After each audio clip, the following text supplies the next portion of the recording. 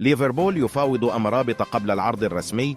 ذكرت تقارير إعلامية متفرقة أن فريق ليفربول الإنجليزي لكرة القدم يفاوض الدولي المغربي سفيان أمرابط لاعب فريق فيورنتينا الإيطالي من أجل التعاقد معه خلال فترة الانتقالات الصيفية الجارية.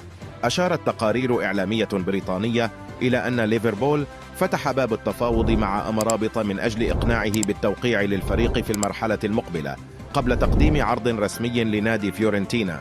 بدوره أكد الصحافي الإيطالي فابريزيو رومانو المختص في سوق الانتقالات أن الريدز تواصل مع اللاعب المغربي من أجل تعزيز خط وسط ميدانه الدفاعي وتعويض رحيل لاعبه البرازيلي فابينيو المنتقل إلى الاتحاد السعودي.